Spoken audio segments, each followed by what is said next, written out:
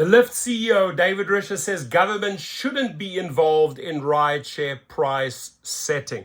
So we are not allowed as drivers to approach these councilmen, these legislators, and share our beef, right? Our frustrations, our poor earnings, mostly sub minimum wage. No, don't allow that. Let us dictate how things are done, says the CEO. Lyft and Uber vowed to cease operations in Minneapolis if the minimum wage ordinance takes effect. So if you allow this minimum wage, right?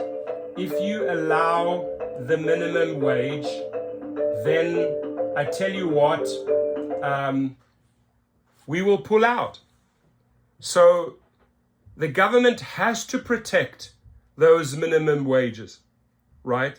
The government has to listen to us, the drivers, if we want to bring in new regulations or legislation, right? We interact, we interface with these council members, with these legislators and say, you know what, this doesn't cut it. And he's trying to basically squash that. So I find that unacceptable.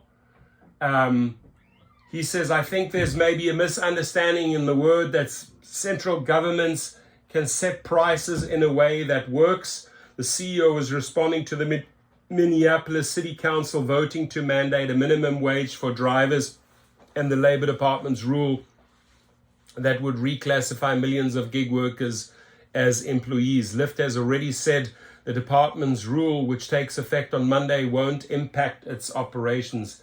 In some industries, maybe it's a good idea, but for something that is happening 800 million times a year, you really don't want to be in the price setting game because you're just going to mess it up and you're going to do it worse than, frankly, the market does, right? This is not even the market. You're dictating what the market is supposed to do, Risher, right? And then you pay people like Mayor Frey into their campaigns to veto these type of decisions. Well, truth be told, there was a 9-4 ruling, apparently veto proof, although he still went ahead and vetoed it.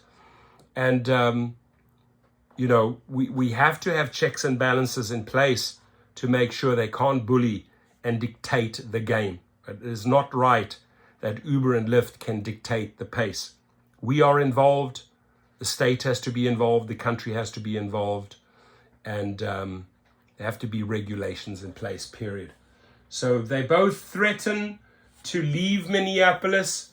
Mr. Risher, there you are. If you want to leave, leave. Right? You learned your lesson in Austin, Texas. Didn't help you. You leave, other companies will pull in, fill that void, and offer drivers better deals. So by all means, leave. Don't make the threats. They made the threats for April the 1st. They changed the timeline to May the 1st. Leave. Right? Kick them out, drivers. You don't need Mr. Risher. You don't need Lyft. You don't need Daryl Kushashawa. You don't need Uber. Mayor Frey vetoed the city council's ordinance, which would require rideshare companies to pay drivers no less than $5 a ride. But the city council could still override Frey's veto, and the proposal could become law on May the 1st. Both rival rideshare companies, Uber and Lyft, have threatened to leave the city if that happens. Good, they must leave. While Risher says he understands the city council's concerns, he argued that increasing pay for drivers beyond what the market can bear will lead to higher costs for riders. Drivers will ultimately lose out, according to Risher. So he justifies it by jacking up the rider's price. If all of a sudden the thing that used to cost $15 now costs $40, it just doesn't work because people will say, I'd rather do something else. Adding, that's not just speculation, that's what happens when cities set rates that are too high. Here's the bottom line. You are not prepared to pay the minimum wage. You've made it very, very clear. Drivers have fought for the minimum wage. I say drivers, stand your ground.